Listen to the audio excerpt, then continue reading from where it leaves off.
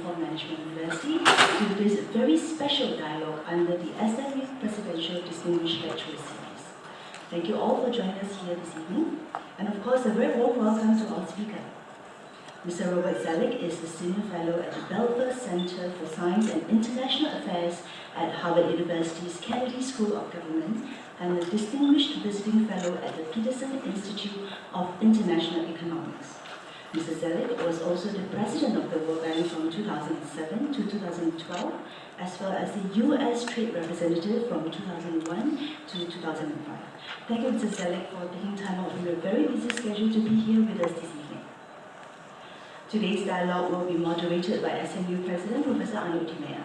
Without further ado, I would now like to invite both Mr. Zollick and Professor Di Meyer on stage to kickstart this very exciting dialogue.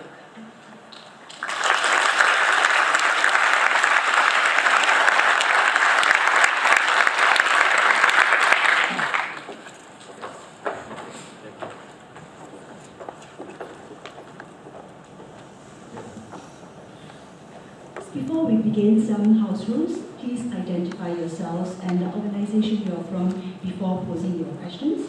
There are microphones along the aisles and our ushers are on hand to pass the wireless mics around. Over to you.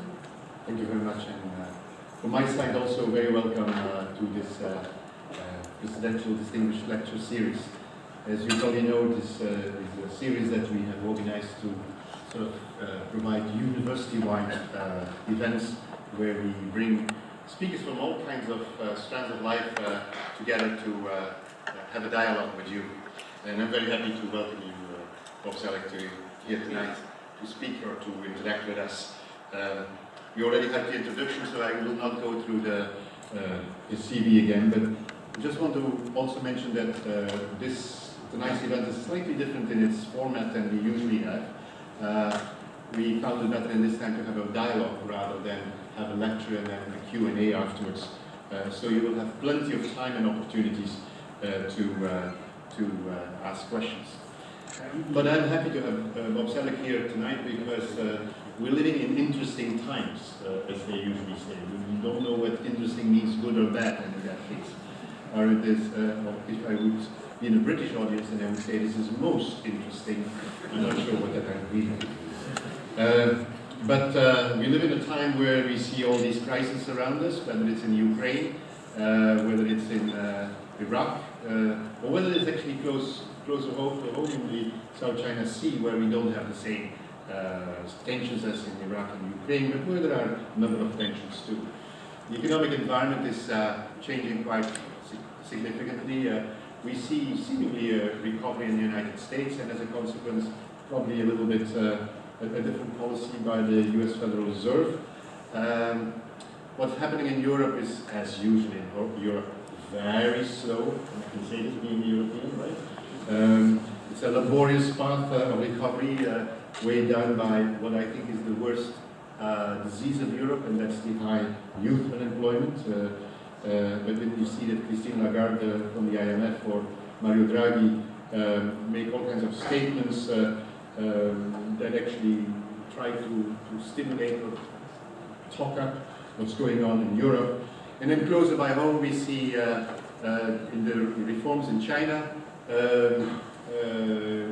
announced by President Xi, but also the Abenomics in Japan,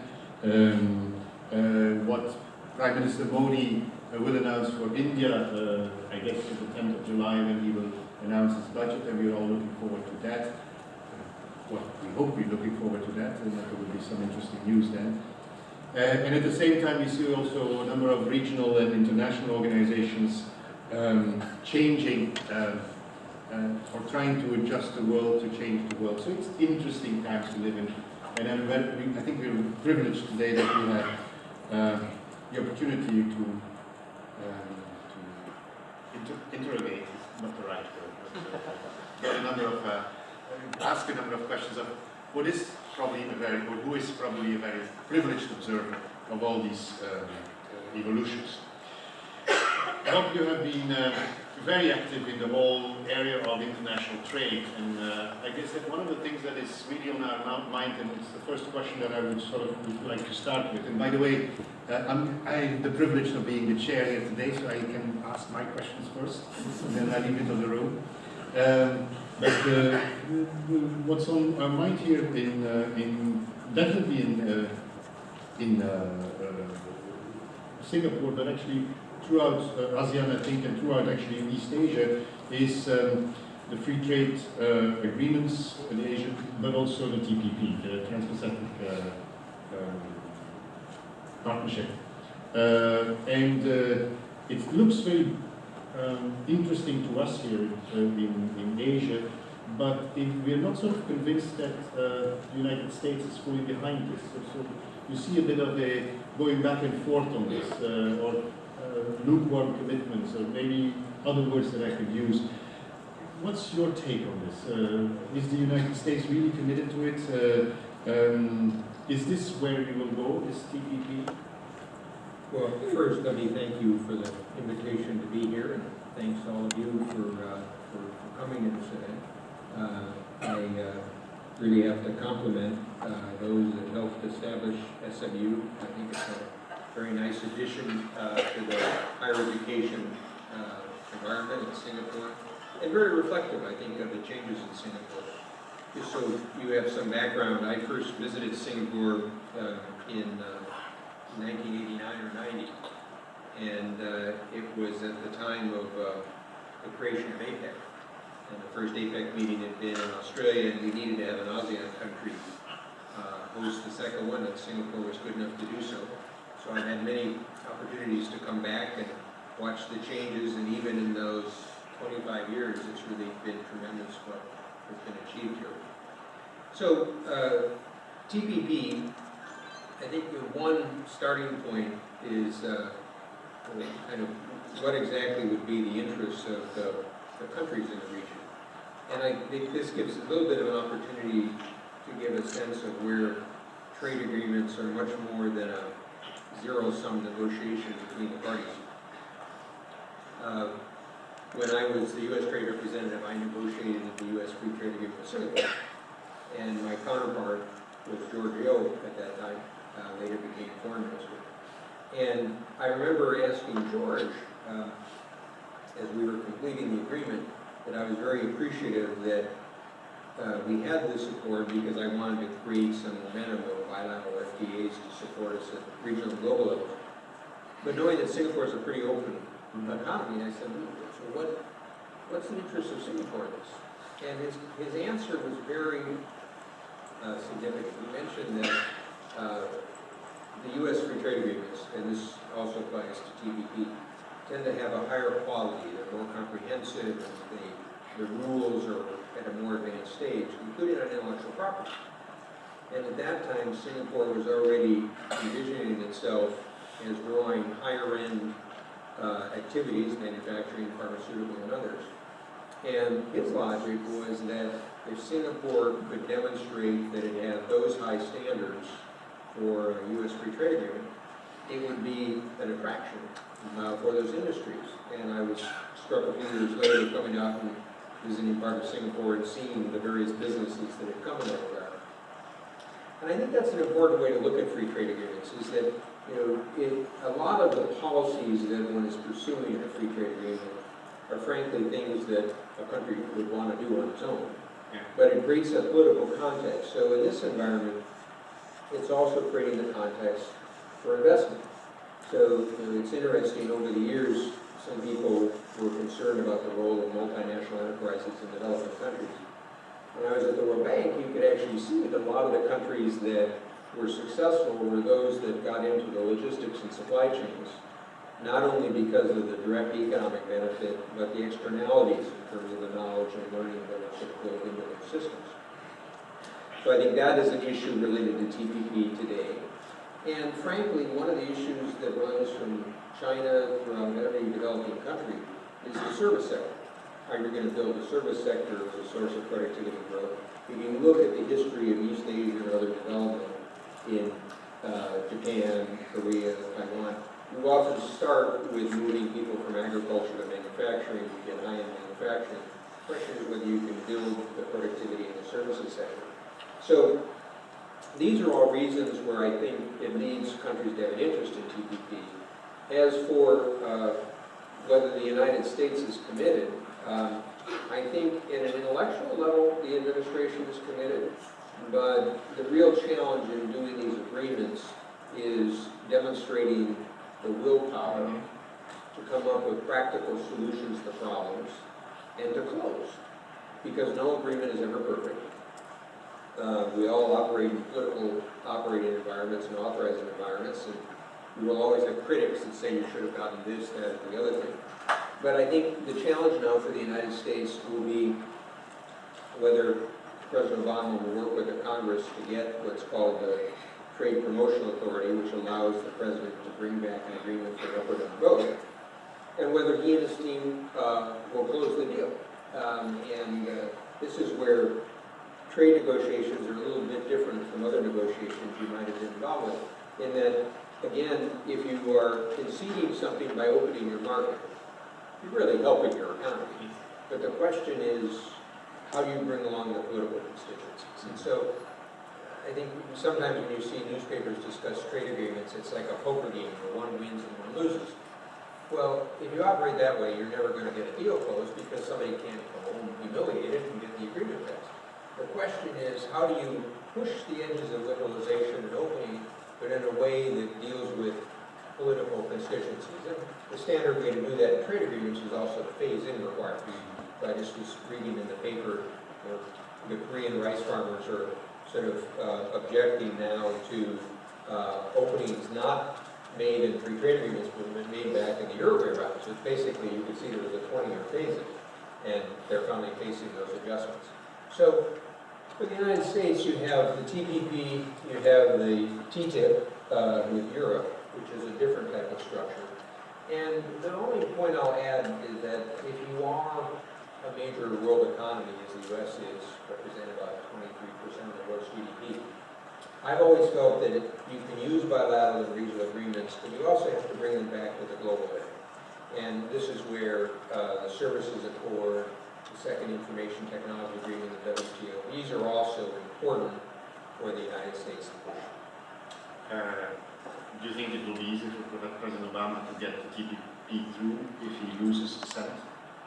It'll actually be easier if he loses the Senate, because this is the irony, is that the President's party, for various historical reasons, tends to be more suspicious of free trade. So the Republican Party, which is my party, tends towards that. Well, you have different issues. So right now, my party is more split on immigration issues, for example, which I personally think that open societies do better regardless. But so the House is Republican, the Senate is Democrat. It could turn Republican. That would actually help the president with votes, but it makes for more complicated politics. So I think one reason why the president is unlikely to move on the Trade Promotion Authority before the midterm elections this November is the SM opposition in his own party. But Mike Froman, who's the president's special trade representative, is close to the president. He's intelligent. He knows the issues in the brief.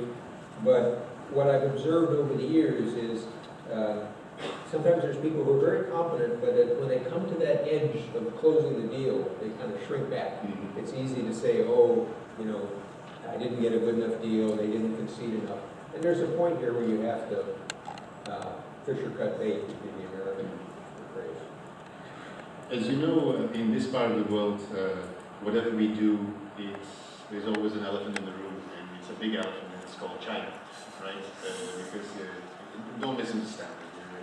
But elephants are in yeah, maybe it's a tiger or a dragon or whatever that's in the room, right? But how do you see the role of China in the long term in this TPP, related to TPP, and how do you see, maybe linked to that, what do you think, how much chance you give to President Xi in his economic reforms that he's trying to implement? Big question. Yeah. It's actually two questions. Yeah. Well, let's start talking a little bit about trade in China.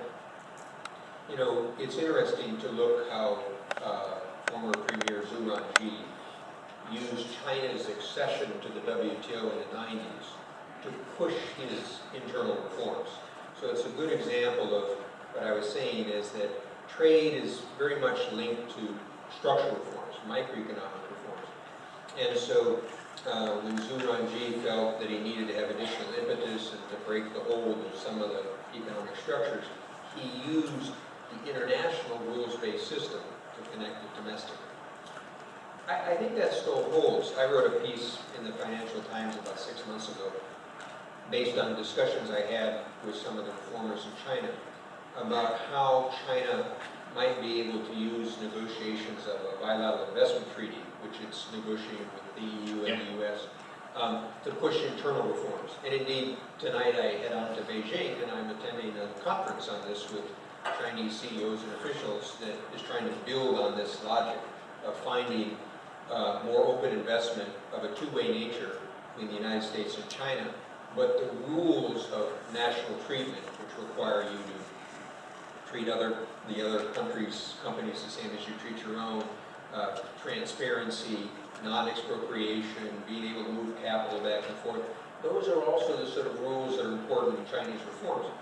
And just to give you an interesting little anecdote, because this applies to both the WTO and the bilateral investment treaty, when we completed China's accession to the WTO in 2001, I was the U.S. Trade Representative.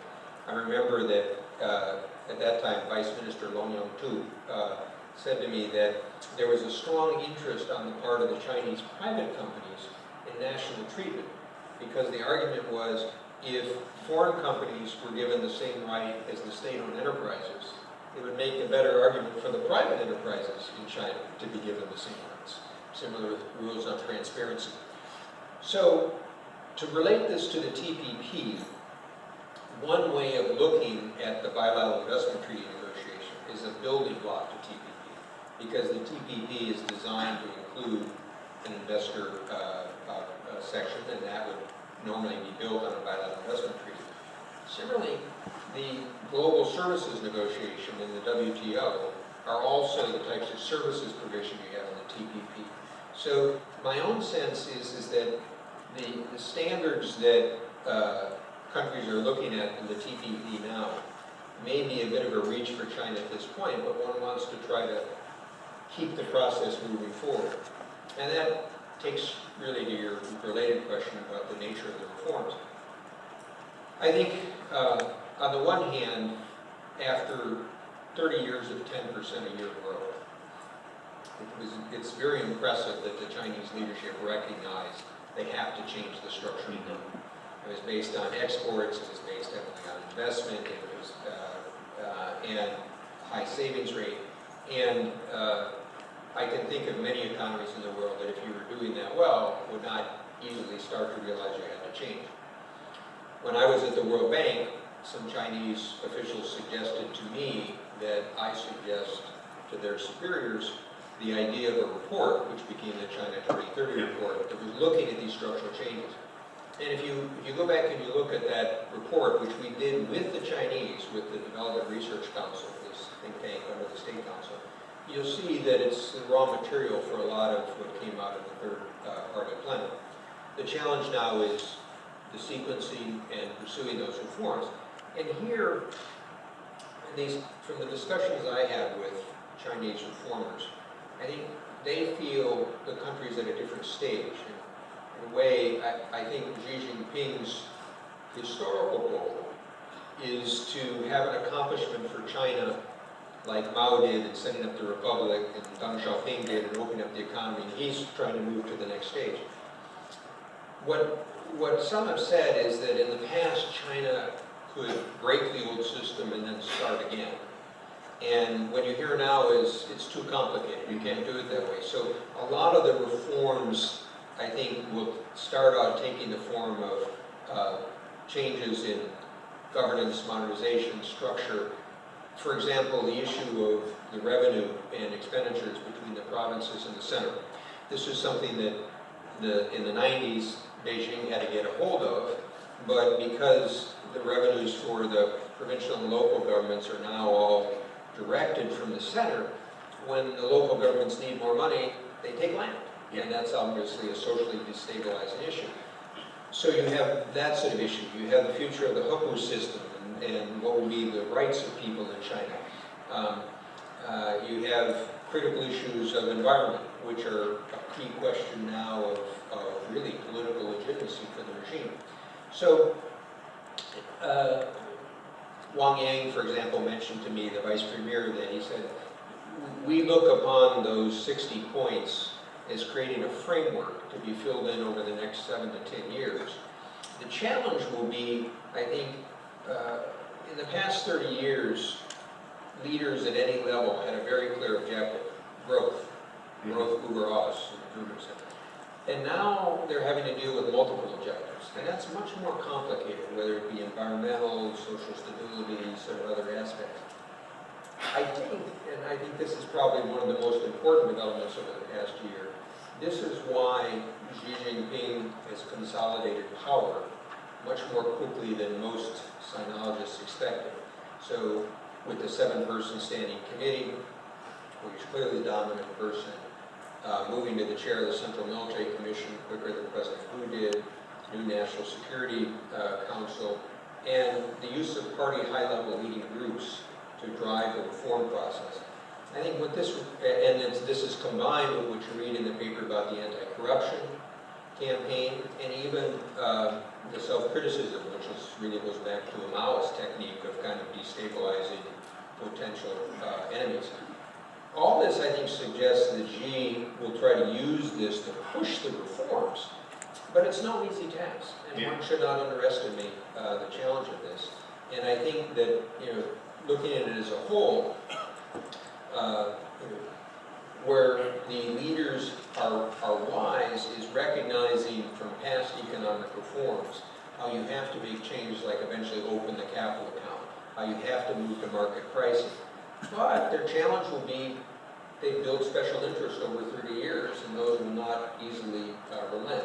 So whether it's Singapore, whether it's ASEAN, whether it's Europe or the United States, there's a lot dependent on, frankly, this moving in an effective direction. When I was reading that article in the Financial Times, it struck me that you didn't talk at all about any political reform.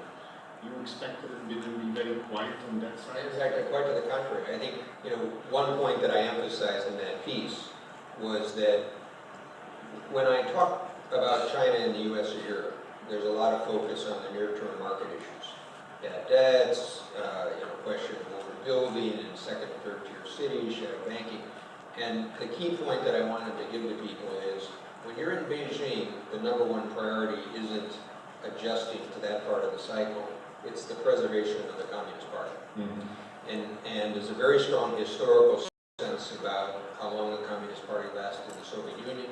I pointed out that the cadres have all been instructed to watch a documentary about the fall of the Soviet Union, and Gorbachev is not a starring hero in that documentary. And so my own belief is that the boldness of economic reform will actually be combined with real political cautiousness, because they don't want to risk upheaval. Now, having said that, the party has continued to experiment with polling and local elections and other aspects. So one should be alert to the fact that this is still a very changing society. But sometimes people believe that economic reform will be inextricably connected with the political reform. I believe over time that's the case, but I wouldn't suggest we're going to see them fit together now. The other big country here in this part of the world is, of course, Japan. We see, actually we saw what is the third pillar recently, Abenomics. We see also the political tensions that exist between Japan and Korea and China. What's your view on what's going on in Japan? Well, Do you believe that Abenomics will work? Well, it depends on when you refer to the third arrow. But to put this in context, there's actually an analogy to what I described with China, where the prime purpose is the preservation of the party. For Prime Minister Abe, he doesn't approach this as a Friedmanite economic reformer. He approaches this with the goal of restoring Japan's influence, or in his terms, making Japan a normal country in the region. So he also has a historical sense. Now, the reason why that's important is that I don't think he's focused solely on microeconomic reforms for the sense of efficiency.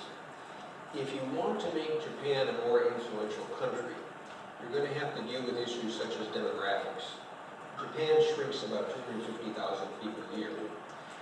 Now, will the country be open to more immigrants? Well, there's some slight moves, but historically and culturally, I wouldn't bank on that. What it does mean, and you see this in Abe's statements and some of his policies, is the role of women in the Japanese economy. Anders Borg, the Swedish finance minister, did a rough analysis of women's participation in Japan and in Europe, so not just Scandinavia, but Europe.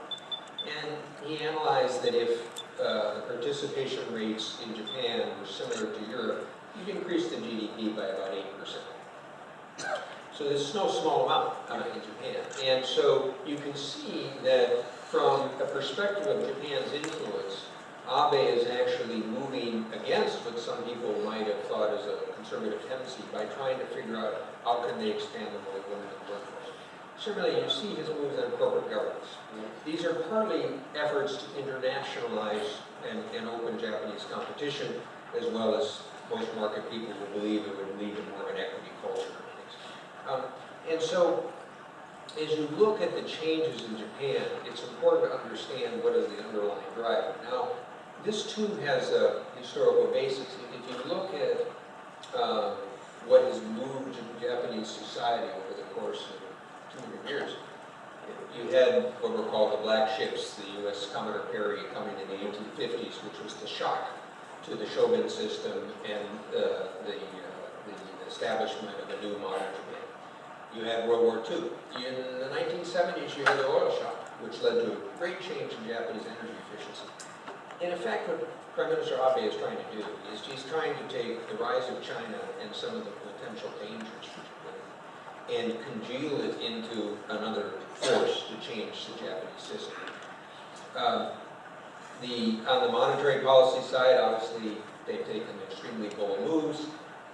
We'll have to see whether the increase in the value-added taxes slows down some of the demand. I'm hopeful they can make through that. But the key question goes back to these structural changes. And here, I'm sure many people in this audience has also visited Japan. One of the challenges they face is it's a comfortable society. You go visit Japan and people say, why should we change? It's working pretty well. So that goes back to this point about how the Prime Minister is trying to use the external environment to shape the overall reforms. And I guess my concluding thought would be the types of structural reforms that are on the agenda and that are necessary are not going to be made like that or overnight. So one needs to see an ongoing progression here. And from my experience of working with the Japanese on these issues over 25 years, I must say I start a little skeptical, but I'm hopeful because it's quite important for Japan to make these changes.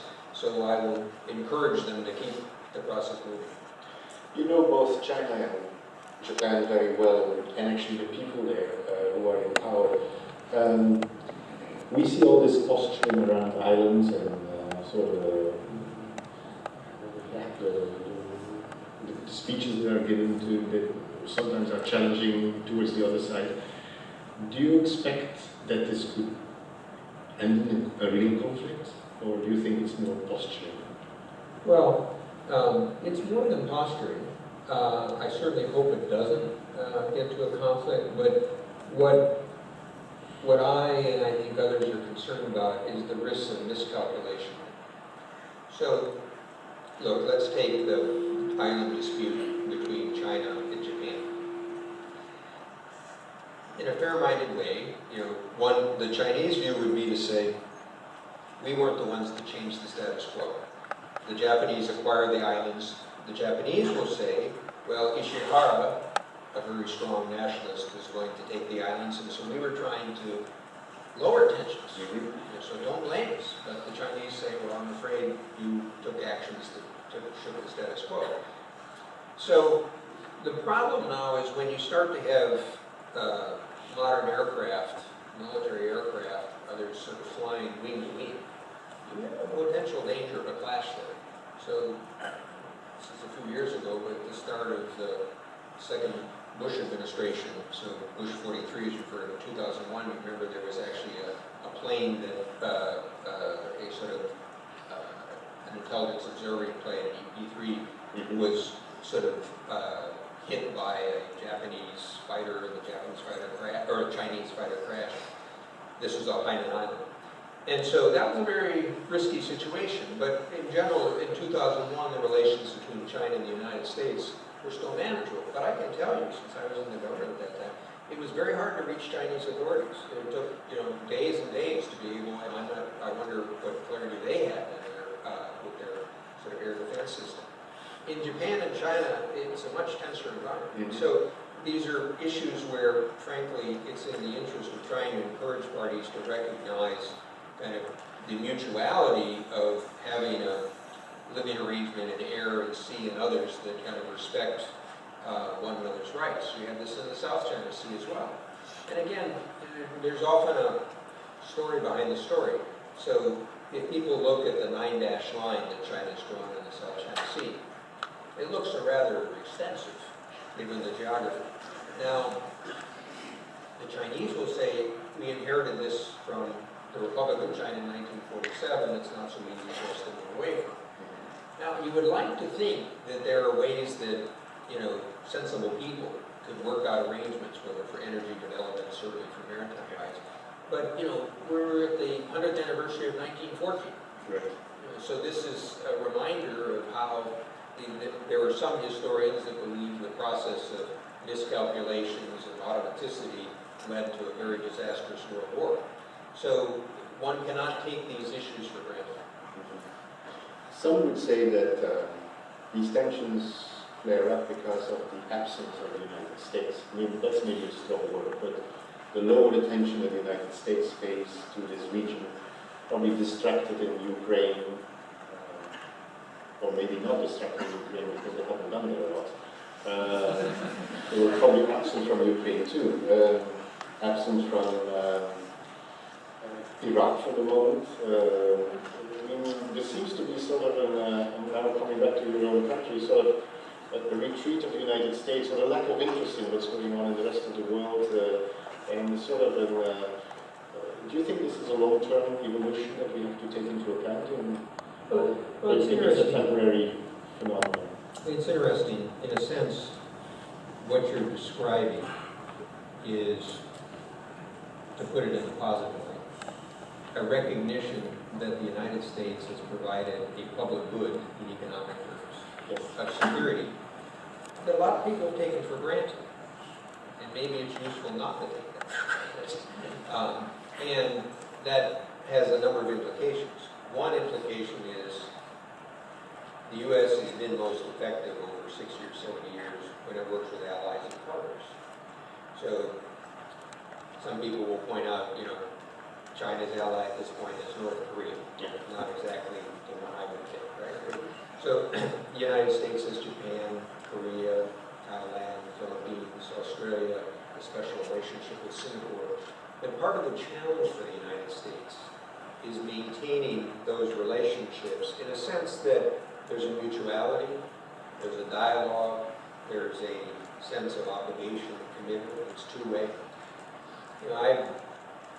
One part of my background I didn't point out here is I was both Deputy Secretary and Undersecretary of State, and if you're a senior U.S. official, you spend a lot, if you're effective, you spend a lot of time managing alliance relationships. 25 years ago today, in this period, I was starting to work on the unification of Germany, which, as a European, most Europeans, even after 40 years of West Germany's commitment to European structures, most Europeans didn't exactly rise to the moment. There were some exceptions. Jacques Delors, Mitterrand was against. Mitterrand was against, Thatcher was against, there was a question about lovers in the Netherlands being against. And it was, frankly, the United States that sort of kept the promise over 40 years to its German partner about unifying within the structure. That's why we insisted on a democratic unification in NATO.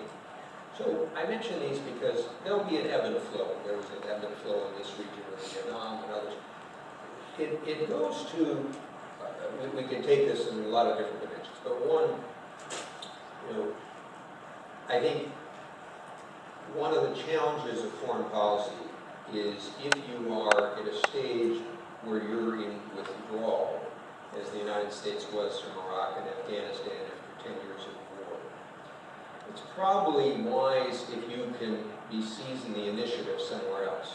So look at how President Nixon and Kissinger after Vietnam had a withdrawal from a defeat, but at the same time they launched an initiative with China that reset the geopolitical chessboard with the Soviet Union.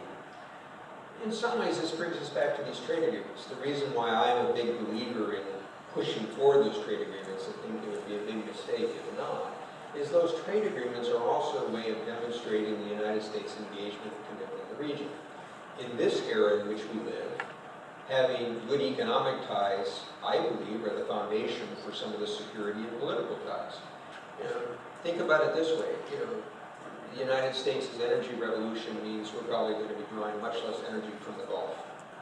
China, as an energy user, is increasingly drawing energy from the Gulf. So some Americans might say, well, why are we the gendarme of the Fifth Fleet to protect the energy lines of China? I would argue that it actually leads to an overall stability in the system.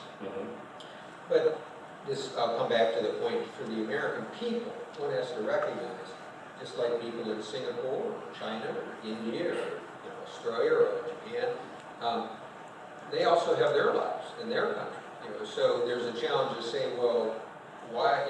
Let's look at our defense expenditures versus those in Europe, for example. So why are we the one defending this? I think it's a natural process after 10 years of war, which is very hard for democracies to sustain, that people reassess some of these issues. I don't think that's a bad thing. I think use of force has to be evaluated carefully. I do think that, and it's not my purpose to try to be overly critical of the administration, but I think that individual actions have to be seen in the context of how they send messages related to this public good of stability. So if you talk about a red line in Syria and you don't enforce it, that's one effect. If you say you're having a pivot or rebalance to Asia, and then you don't mention it in your major foreign policy speech in West Point, that has another effect. So you make an excellent point with Ukraine and Russia. I mean, frankly, let's be practical. I'm not sure what anybody would have done with the Russians moving on Crimea. I don't think that people in Singapore or Belgium, the United States, are willing to go to war for Crimea. But on the other hand, it's very important to understand that that action has an effect much beyond the locality. So I was in Germany last week talking to an audience about strategy. And when I was talking about the importance of the response to Russia, I said, you have to be aware that there will be people in East Asia that look at this question of, can a country, in a sense, violate the post-Cold War norm, take a piece of another country and annex it, and everything goes back to normal. That takes us right back to the East China and South China Sea. So whether you like it or not, if you're the primary global power, you have to see these interconnections. But having said that, I do come back to this point that I think it's a mistake for people to say, oh, well, this is the U.S.'s job. Because you also see, if the U.S. does this job, now and then people say you're being too aggressive. So you have to actually figure out how you cooperate with others to do this. Staying with the U.S. for a second, or for a few minutes, one of the things that is clearly happening is that the economy is recovering, and the speed with which the economy is actually renewing itself, the new businesses that are created, etc. The private sector seems to be doing quite well. And maybe you want to make a comment on that too, that if the private sector is doing well, why is it that the government doesn't do that well either in the United States? But coming with that, or with that new, or the invigorated economy, we also see that the quantitative easing is sort of still lingering, but maybe be reviewed and whatever. what do you see as the impact of perhaps continued quantitative easing taking on the Beijing, on what's going on here? Okay. Let me connect these two strands because, in a way, when we talk about China, we talk about Japan, whether you talk about India, others, or you I haven't talked about India yet, I'm sure there will be questions for you about that. What is interesting is we were discussing the structural reforms in the microeconomy. Yeah. I think, and when you talk about the quantitative easing, you're obviously talking about the macroeconomy. I think one aspect of the current world economy that leads to uncertainty is we really have two trends going on here that are slightly different, and how they interact is important. So on the one hand, as we move into the sixth year and beyond the sort of the Great Recession, we're in a phase where you're seeing the question of the exit of extraordinary fiscal and then monetary policies. And an exit means eventually you have to hand off to the private sector.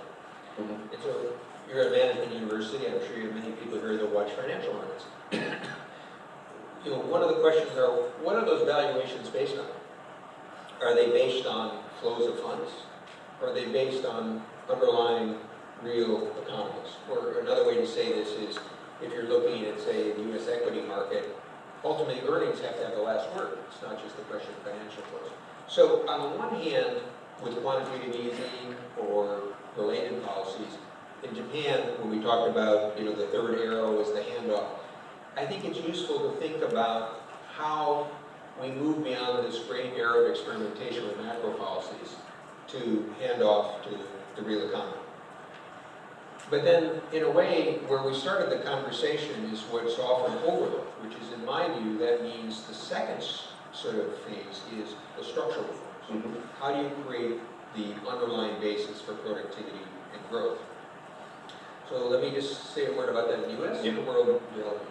In the U.S., as you pointed out, one of the strengths of the system is for an economy that's at the technological frontier. It continues to have the ability to innovate, as we saw in the energy sector, you see robotics.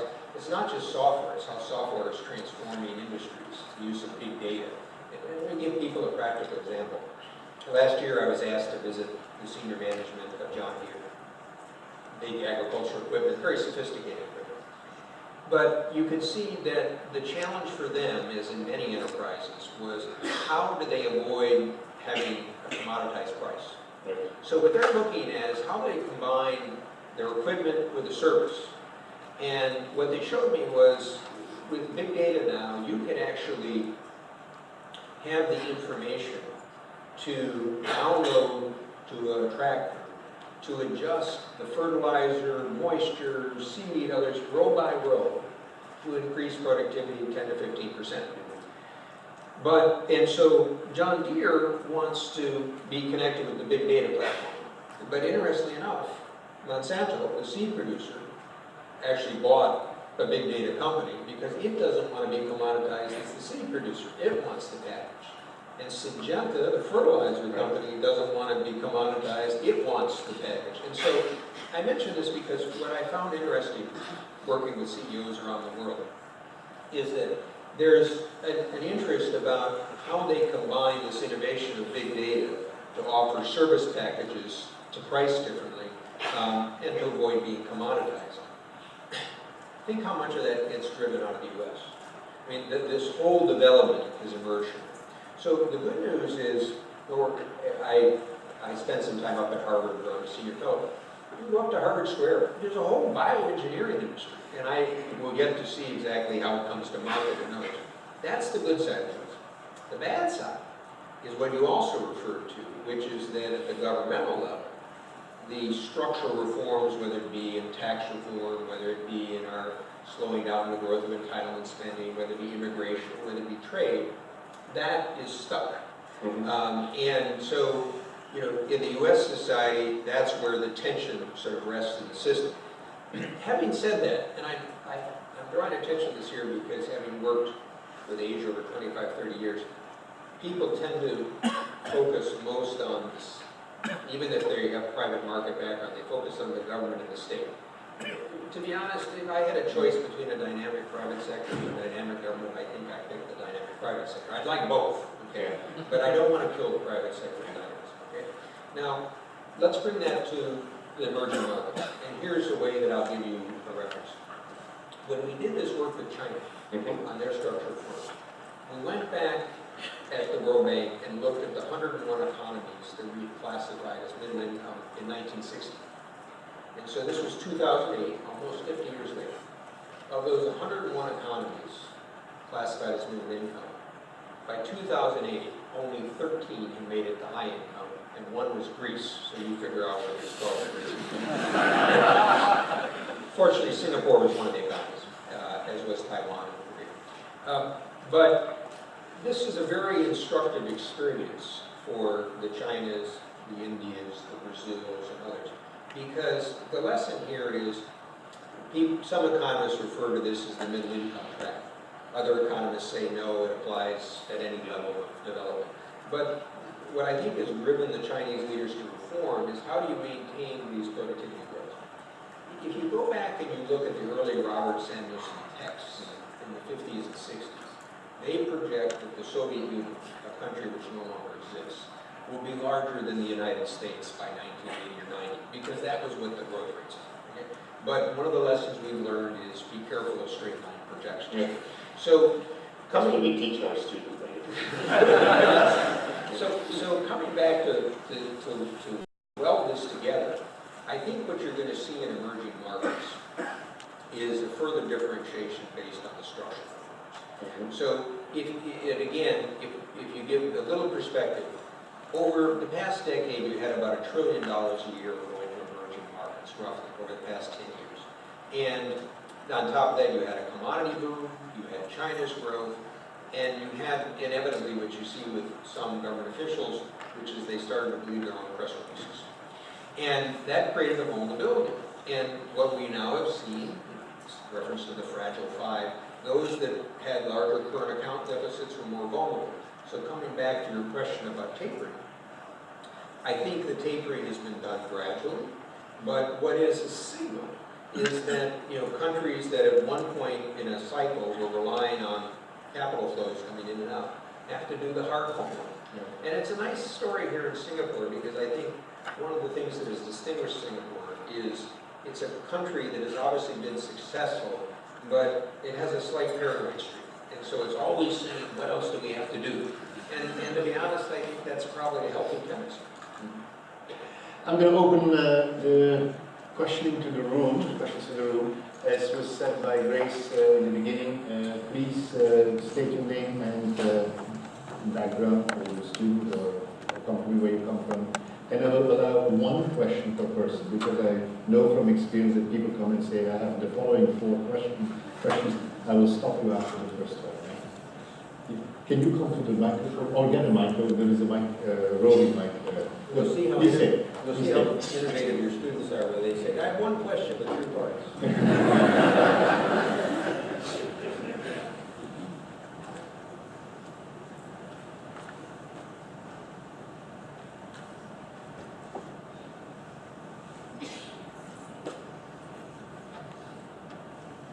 You just talk. Yeah. I can talk like this. Yeah. Well, first of all, thank you for that discussion. My name is B Zollick, and I'm neither Republican nor Democrat. This is not a political question, this is an honest question. Do you think that free trade has any correlation or relationship or any responsibility or small to this whole discussion we're having about income inequality in various countries? I want to think back to the philosopher of debates.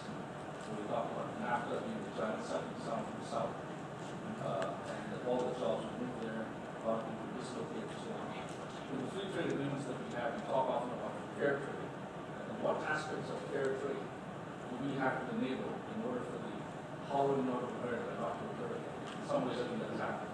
Before you answer the question, because we have a number of people in an overflow room who will not have the question, let me just briefly repeat it for them. The question was, is there any relationship or correlation between free trade and the growing inequality that we observe in the world? Let's start by focusing on what aspect of inequality one is concerned with. This is a subject I would discuss with my colleagues in Quebec. I am focused on equality of opportunity, not equality of outcome.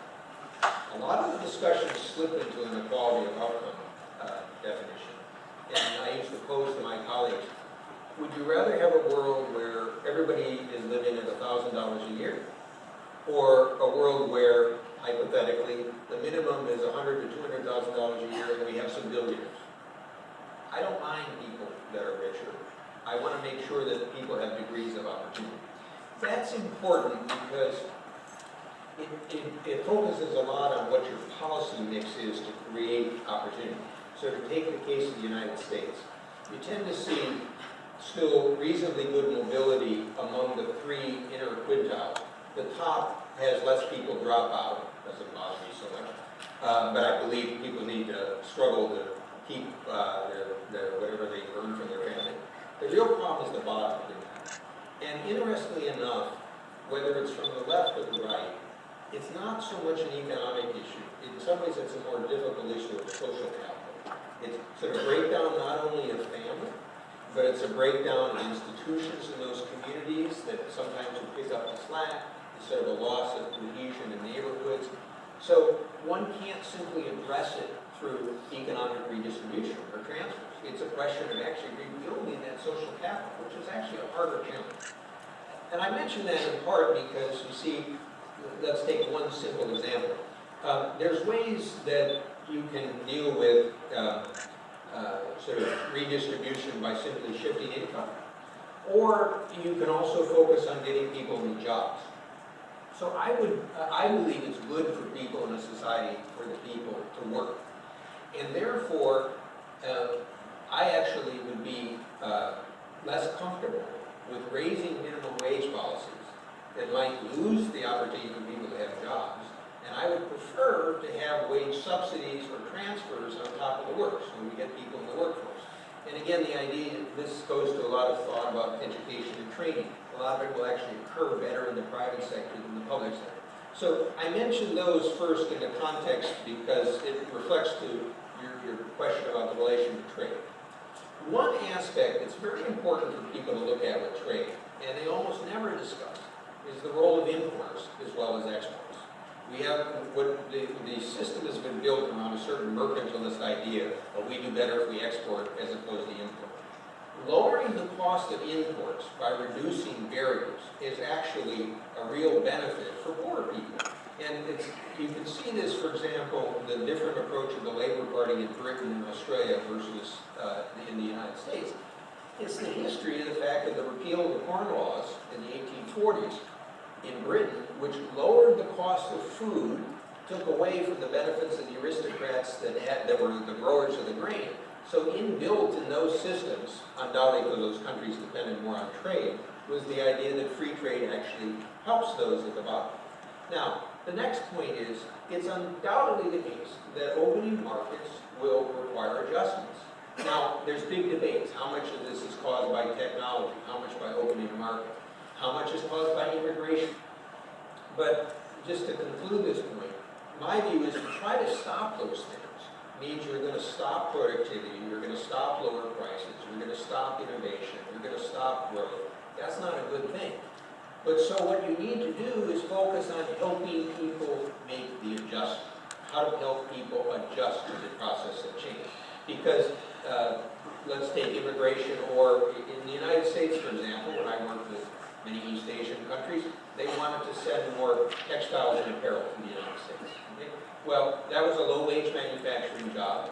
That was a big employer across some of the southern states 30, 40 years ago.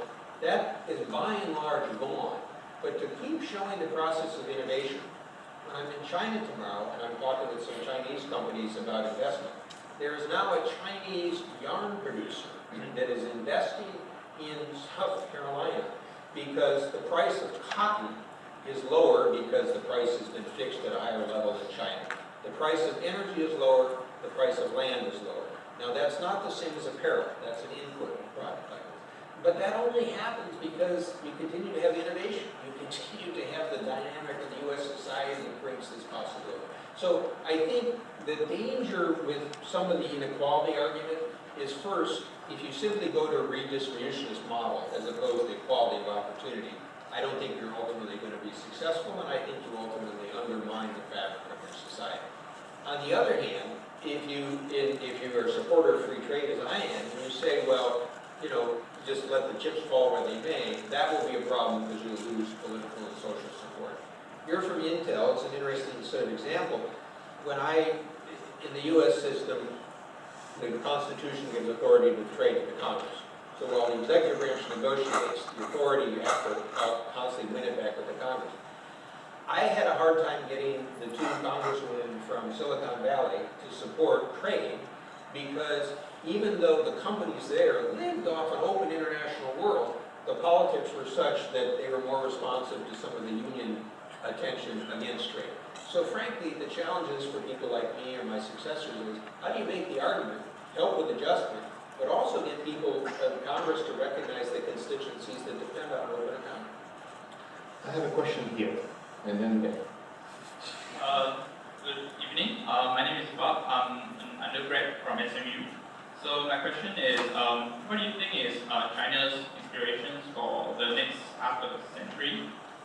So is it going to take over the US in controlling the international community, like how the US took over the British Empire, the Gulf area in the 20th century? Is it going to champion a new industry like how Europe has championed green energy for the last couple of years?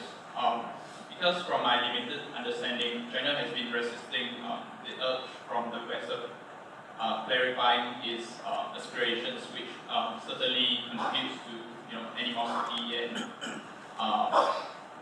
and mistrust in what it wants to become in the next half century. Thank you. Well, to start, I don't think anybody can answer. I don't have a crystal ball that will tell me the answer to that question. And in addition, it's partly dependent on the actions of the countries in the region and the United States with China. This is not sort of a billiard ball system that will operate independently of one another. In 2005, when I led the first strategic dialogue with the Chinese, I gave a speech that used the concept of responsible stakeholder in China. And the idea was to recognize that after China had joined the WTO, that the international system that had been created after World War II, trade, monetary affairs, development, security, had actually served China quite well.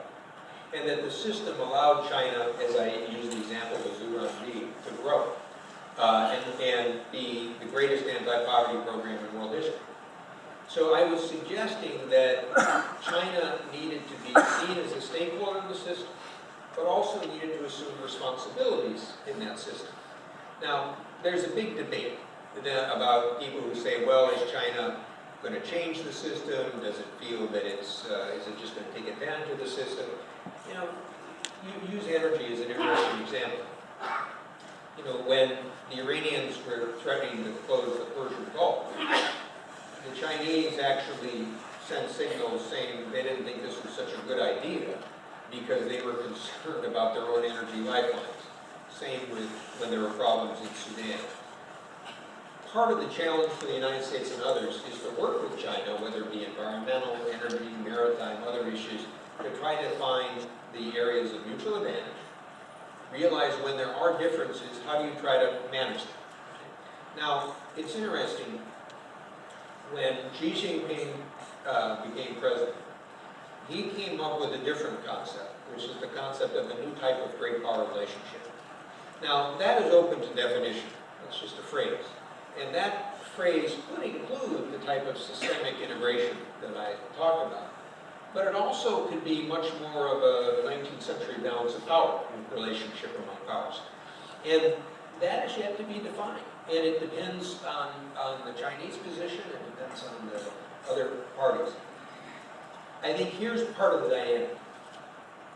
If you consider the challenges we talked about in China's internal reforms, which are huge. It would be rational for China to actually continue Deng Xiaoping's policy of not causing waves in the international environment. But sometimes countries don't act in pure rational ways. There's another sense of China's success, a sense of a century of humiliation, wanting to be treated with dignity and respect. Some of this is an accurate reading of history, some of it is a manipulated reading of history. This will be one of the questions in China is that what will it come to terms with its own history? I was talking with some people the other night about how it's interesting how the attitude towards Chiang Kai-shek has changed in some of the discussion going forward. But where I think the danger is that if China decides that its desire for respect or its ability to exert power comes at the expense of others, particularly in this region, you'll get a counter-reaction. And this is what you're getting a little bit in Japan, a little bit in India, and some in Southeast Asia. I don't say that with a joy, because I think that could add to tension. But it's sort of the dynamic of the system going forward. So this is a very big subject of debate in the United States, because what you might have read about, but it gives you a reference point. Some people refer to the Thucydides trap. And Thucydides was a historian who wrote about the wars in Greece in about 400 BC. And one of the points was how the Peloponnesian War between Athens and Sparta was created by kind of the rise of Athens and the fear that it inspired in Sparta. That was kind of the theme of this. And people have applied this to the rise of Imperial Germany and its effect on Britain, on the rise of the United States with Britain accommodating.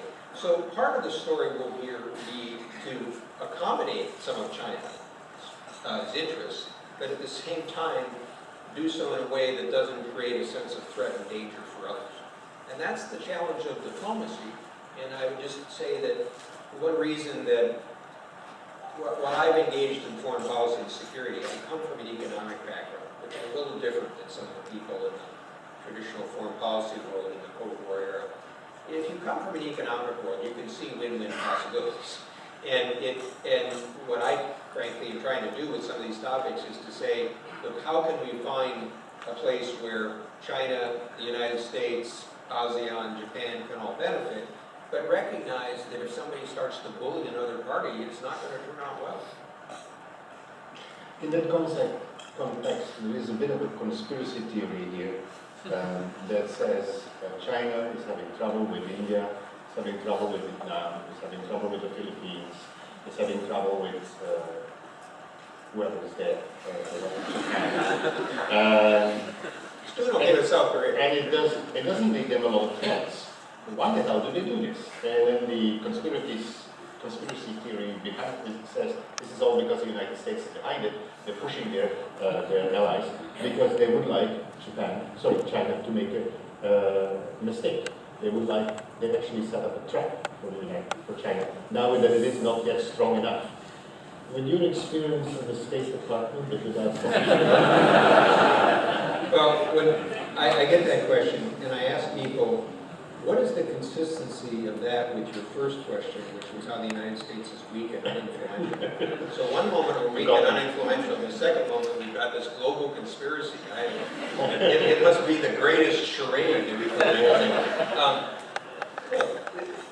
This is where you can see in some of my answers, and I was saying to your president beforehand, my strongest interest was the study of history. But I couldn't make a living on it, so I had an economic But I still think it's a very useful background. And if you have a sense of history, you'll realize that the reason I talked about Thucydides or the rise of powers or some of the understanding of the international system after World War II, it's important to understand the context of these.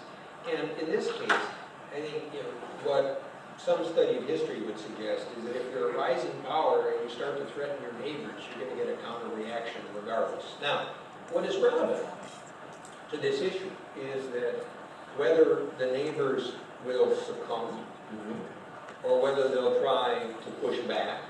And in that, the U.S. does play a role. And this goes back to the system, is that the remember we started out with the notion of public good as security. Yeah. The security system over the past 50 or 60 years allowed some tremendous growth in this region. It was not without cost for the United States. My generation fought Vietnam. My father was in World War II and brought back to Korea. There's a lot of Americans that lost their lives in this. Now, people can argue right or wrong. You know, history now, Vietnam is more a friend of the United States, so on and so forth.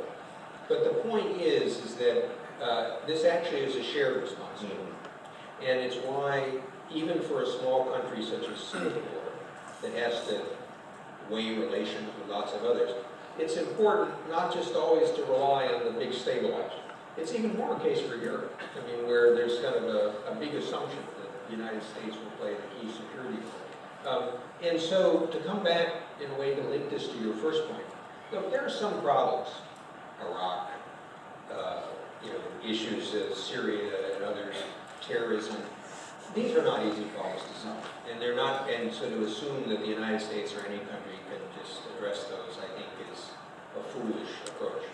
The question really is, how do you manage this portfolio of issues in a way that keeps the system stable, moving ahead, managing those problems that are not immediately solvable, but then creating the conditions for opportunity in the future. And that's where I come back to a lot of the economic development issues.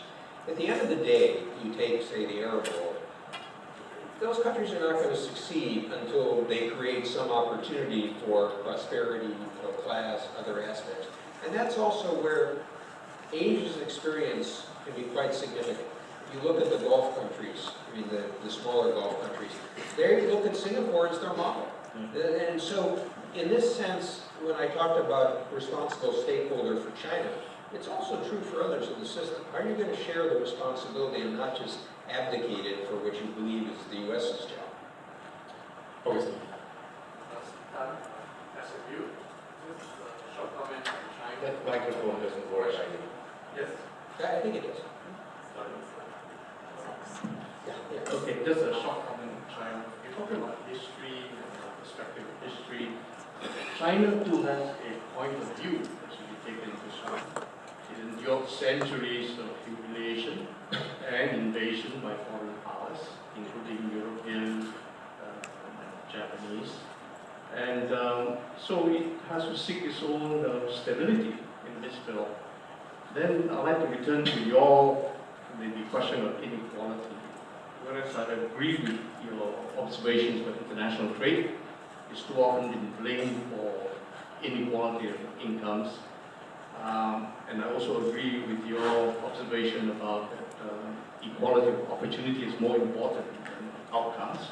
But at the same time, we should be mindful that the indices of inequality, especially for the US, are now like pre-1930. And it's the macroeconomic implications of extreme income and wealth inequalities that are very important, that are hobbling the recovery process, particularly in America. Now that brings to mind two recently published books, which are promising to be very, very influential. One called A House of Debt, which points the finger at inappropriate policy responses to the financial meltdown and Great Recession, in bailing out the banks and failure to bail out homeowners, with the resultant massive destruction of net worth of large numbers of people, and they are now flat on their backs, unable to get up, unable to spend, unable to borrow more, to spend more to get the economy out of the problem, and then also resulting in even more wealth inequality. This leads on to Thomas Piketty's book, Capitalism in the 21st Century, which draws attention that there's something in capitalism that seems to exacerbate inequality in wealth. So perhaps you'd like to comment. Okay. You have two separate topics here. Let me touch the first one. China definitely has a sense of history. There's no doubt that's a very important part of Chinese society.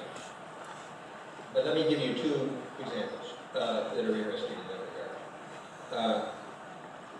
After the Boxer Rebellion, the countries of the forces that sort of moved in and the late Qing dynasty and sort of defeated the Boxers, insisted on an indemnity. The United States didn't want an indemnity, but in a very practical way, when one was given, it took it. And you know what the United States did with its indemnity? It founded Tsinghua University and gave scholarships to Chinese students. Now, the nice thing is, people at Tsinghua, which is a premier university, are aware of this. But I make this point to connect to the second point.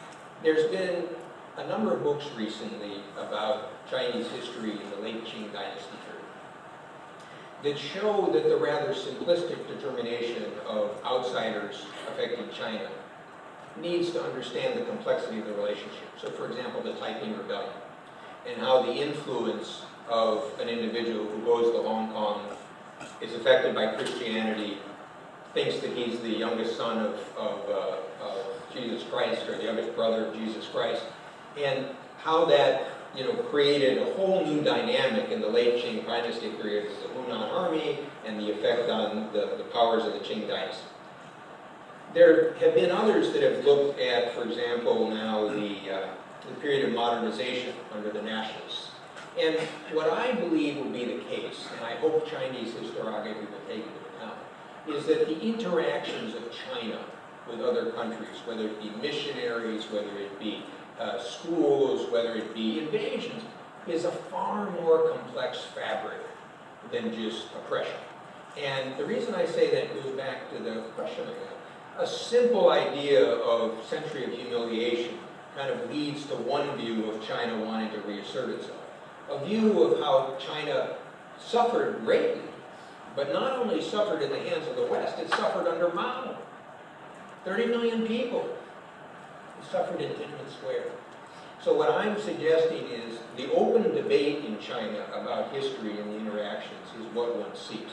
So I'm not denying the Chinese view, and by the way, all countries have their own sense of folklore and story. It's part of their national fabric. What I hope China will do is open it to a broadened sort of debate and sense. And when China does that, then I think China is really on its way to a modern sort of open society. Now, on your broader issue of inequality, we can go lots of directions on this. But you focus partly on sort of the debt issue. I do believe, and this goes back to my point about how we have two strands here. One is kind of the remedies to the remedies.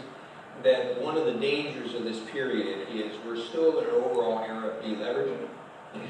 And one of the challenges with monetary policy is that if you actually look, when it starts to tighten in an era of overall deleveraging, it can be very tricky.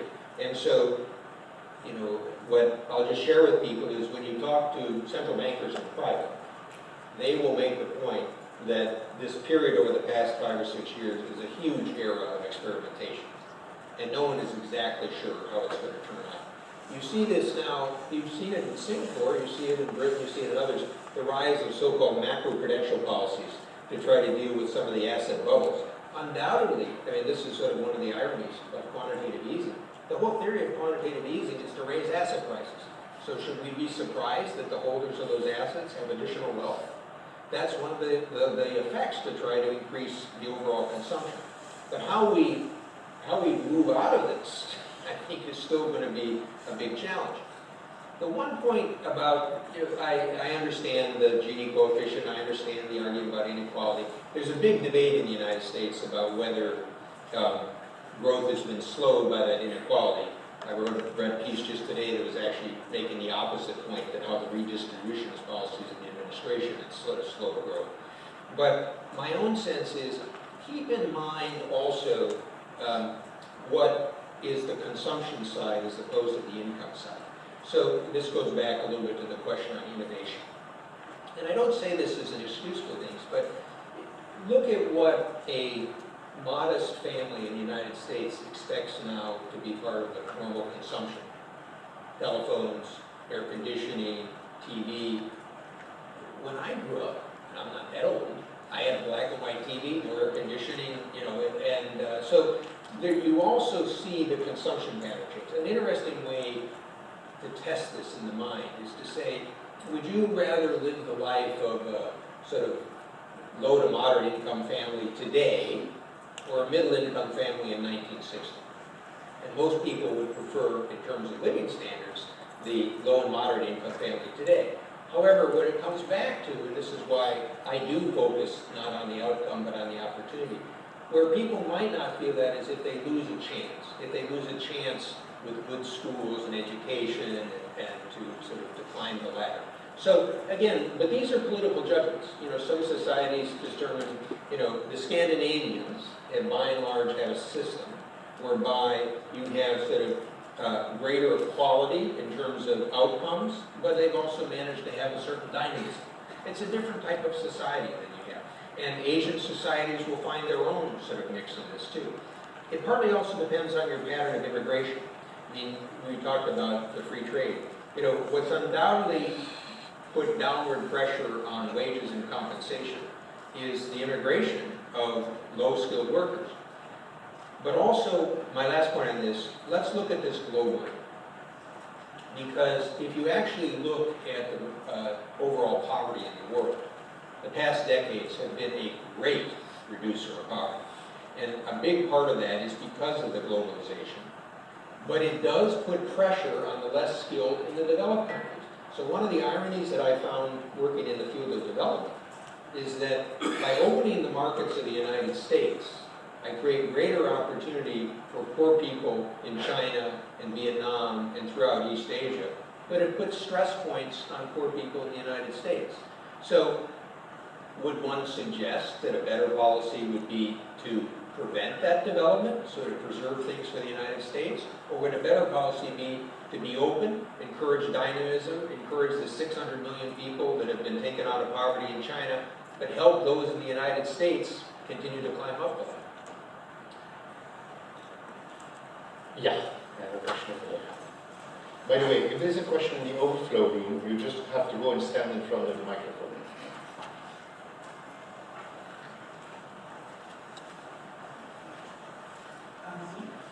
Yeah, it's on. Yeah. My name is Henry Chan, I'm a student at SMU. This is school of thought in China that China has step up its activities in economics front because the US position on many important institutions was getting very ambiguous. They pointed out that out of the three pillar institutions as set up by Bretton Woods, which anchored the world economy post-World War II, the US position now on its future seems very ambiguous. They pointed out that US has been steadfast against IMF capital increase. And number two is that the World Bank has not seen its portfolio growing. So China has to advocate this kind of infrastructures. And then they also pointed out that even GATT has been transformed to WTO. The US seems to trying to move the TPP to change some rules of investments.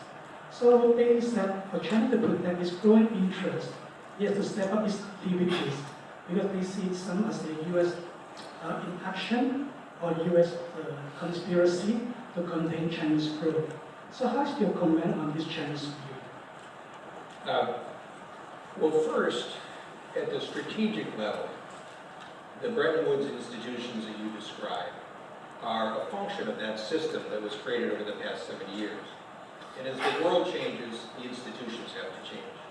So in practical terms, when I was president of the World Bank, I brought in the first chief economist from the developing world, Justin Lin from China. I recommended to my successor that the head of IFC, the private sector arm of the World Bank, be a Chinese. So an individual who had worked with Goldman Sachs in China is now the head of IFC, the private sector arm of the World Bank. It's not just a question of China.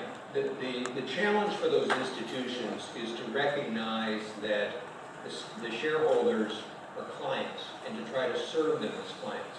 Now let me, just as an interesting example, we talked about the China 2030. The type of contribution that the World Bank can make to China now is not primarily money. The World Bank continued to do loans to China, but basically the loans were knowledge transfer programs. In other words, what China would do is they would have projects which they would treat as pilots, rigorously analyze, and then decide how to make them nationwide.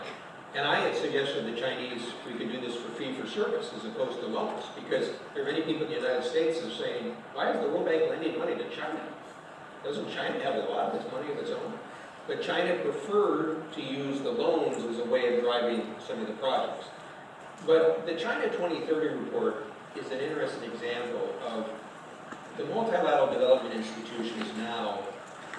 Their role is not what it was maybe 30 years ago in terms of providing capital, except in extreme situations.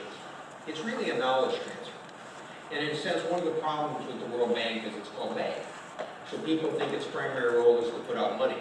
Its real role is to try to develop knowledge and learning, whether it be environmental issues, safety net issues for people at the bottom, issues of resource development, and then try to use a combination of its private equity financing, public equity financing to sort of spread those as models. But even so, the size of the World Bank's overall group is a drop in the bucket. Now you raised the question of lending. The World Bank would actually like to lend. One of the things that I did before I left the World Bank was I was able to get a capital increase for the bank through all the shareholders, including the U.S. Congress. And I did that because after the financial crisis, I was worried that we wouldn't have enough capital to loan. As it's turned out, most countries now, because interest rates are so low, can get access to capital quite easily. So the bank loans, which are often involve procedural requirements and other sort of duties for environmental and anti-corruption, are often sort of ignored. Now you focused on the infrastructure issue.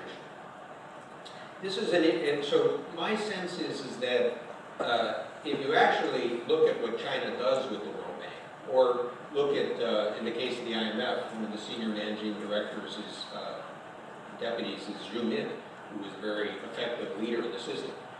China is actually shrewdly, and I think effectively, using those institutions, but also looking to see what supplements need to be needed. And China has long had the belief that there's a need for additional infrastructure spending. And China, I think, has set up this bank in partly to try to support infrastructure spending. That may be a sensible use of resources. When I was at the World Bank, I was trying to use a public-private partnership model, and in fact, tried to create a hub here in Singapore. And we actually got some co-investment of Singapore with IFC to try to learn how to design the public-private partnership model so as to be able to make it more appealing to private capital investors. So one of the issues, the bigger challenges here is the international system relies primarily on private capital funds. I created something called an asset management corporation under IFC with the logic that rather than borrow money and invest it ourselves, we could use our expertise in equity investment in tap sovereign wealth funds and pension funds. And that's exactly what we did. It became a different form of intermediary. So all these are examples of how your first point, or your principal point, is these institutions operate in a network. Regional development banks, bilateral aid, private capital flows, hedge funds. How do you connect those together more effectively, but use the knowledge transfer going forward? Now, the last thing you asked about was sort of, I think, the WTO. And here, I think this is in a sense, a tension in the international system that will run throughout your generation. And I encountered it over the past 10 years. In a sense, the system used to be dominated by the creators, the US, Canada to a degree, EU, and Japan. As you have these rising economies that have more influence, what is the balance of responsibility and benefit? So one of the challenges that hurt the Doha round in the WTO is that if you look at, for example, tariff rates in the United States and in Europe, after 40 years of trade negotiations, their global bound rates are relatively low. There's a few examples, whether it be sugar or some of the agricultural products that are to the contrary. China's are not bad because in China's accession, the agreement required bound rates at rather kind of modest levels. They're still higher than the United States for a lot of goods. And you don't have opening and service and other things. Countries like India actually have very, very high sort of bound rates. their applied rates are low, but it meant in the negotiation a challenge of how would you show if the United States is supposed to remove its remaining barriers, what will it get from the rising economy? I'm not suggesting there's one outcome here, but I'm suggesting if you talk about carbon in the environment, if you talk about investment, if you talk about trade, this tension, it goes to this concept of responsible stakeholders. Developing countries will say, look, we still have many poor people. We need to be given special advantages. Developed countries that are struggling with their own issues of inequality or poverty or adjustment, they say, well, wait a minute, we have to strike a fair deal. And it's exactly that sort of issue which you will see dominate the next 10 or 20 years. And what I would just add is that my perspective when I head into the World Bank is the more people I brought in from developing countries and at higher levels, the better off you'd be at finding solutions. I'm going to take 2 short questions and then short answer. I have one in the overflow room and then I have one standing over there. Yeah, please go ahead in the overflow room. Hi, my name is Annabelle and I'm a student at SMU. My question is, President Obama recently completed a 4-country visit in Asia, and in your opinion, what are the hits and misses? What was the effect of Obama's visit to Asia? And then? It's Thomas Liu from Beijing, and I'm visiting Singapore here. I'm an alumni of Harvard Business School, but also I have 8-year experience with Tsinghua, the university mentioned here. The question actually is... By the way, you should do something at SMU. Yes, I hope so. Thank you. Wow, but I just graduated, finished my PhD study. Okay, my question to Mr. Zollick is, you know, on the, you mentioned about this China impact or China responsibility to war. On the private sector, I find the interesting thing is in Tsinghua, the previous year, Blackstone CEO Steven Schwarzman has 300 million US scholarship to help build the culture between China and overseas. But at the same time, in the past week in New York, there's a Chinese billionaire called Phil from Nanjing do some charity things in the street in New York. But I say from the Facebook and all others mentioned that there's some suspicions about he has some political reasons to do that, blah, blah, blah. But okay, your observation and your comparison, how does China and the private sector can do the right thing to really help to be responsible to the world, apart from the government, which you already mentioned? Thank you.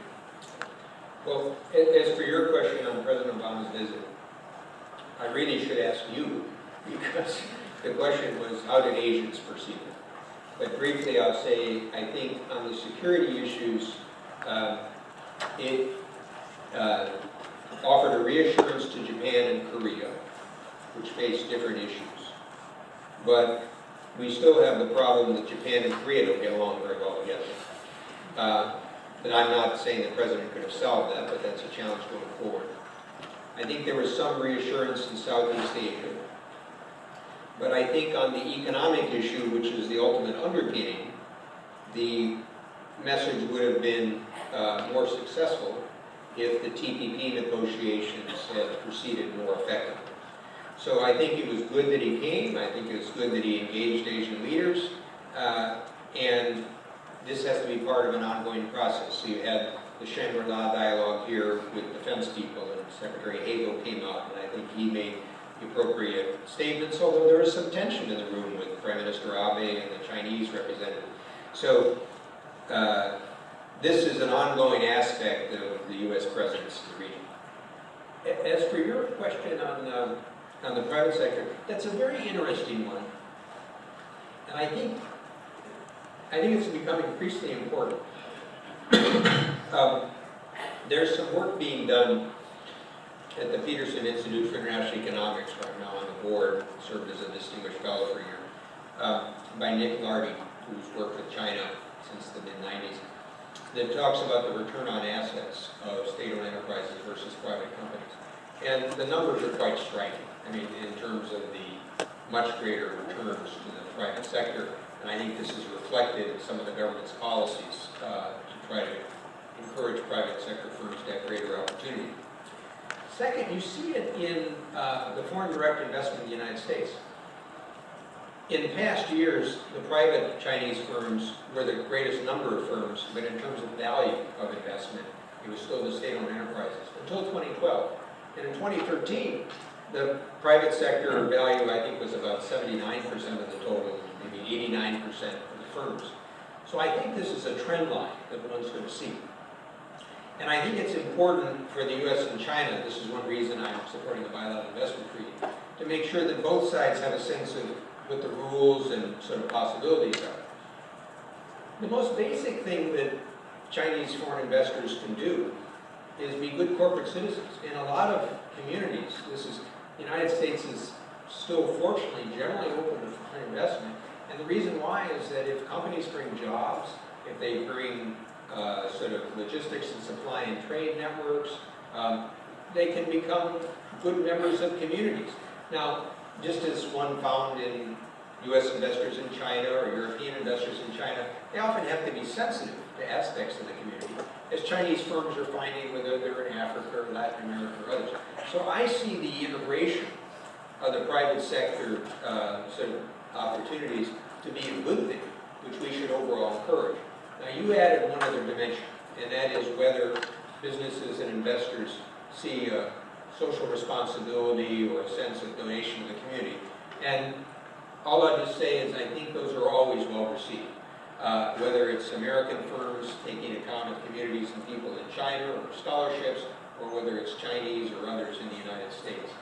At the end of the day, and this is a good question to end with, we're talking about history and concepts and trends and books of research on different things. It comes down to people. And whether it's Singapore, China, the United States, or Europe, political leaders are dependent on public attitudes. And so the more that companies pay attention to those topics, whether it be environmental, treatment of workers, others, I think the more successful that the system's going to be. Well, I could go on forever, I think, with questions because it's very interesting, but this is an end to every good thing. And I got to get to China. Yes. I would like to thank you for several things. First of all, for your openness with which you asked the questions. Actually, I have sort of a bit of experience in managing debates like this. One thing that struck me is that you didn't avoid any question. Usually I have to bring some of the people back to the question that were asked, but you actually answered. I answered too long, that's right. Yeah. Secondly, not only were you very open and answered all the questions, but you actually bring also that knowledge, that combined knowledge from government, from business, and sort of as an economist. And that actually creates a very interesting perspective. I wrote down 4 points, that is, which come back in many of your answers, and that's your systems thinking. You don't try to solve one little problem here and one little problem there, but it seems to me that in whatever you answer, you always have a full picture of how the different countries and the different crises and the different issues are actually linked to each other. Secondly, we share a passion for history, so your thorough understanding of the history. One of my questions was going to be whether you really see a similarity between 1914 Europe and 2014 Asia, but that we probably can do another. Yes. Thirdly, you mentioned the word people, and that's where you ended, but it also comes back in many of your answers how people actually can make a big difference. And that it's not only institutions that play a very important role, but it is also the people that man those institutions and how they steer them when they bring the passion, when they push for a TPP as opposed to intellectually understanding what the advantages are, etc. And the fourth point that I wrote is that it can't be all come from the United States. There is a joint responsibility here in managing this complex world. Thank you very much, and I'm sure that the room will join me in giving you a very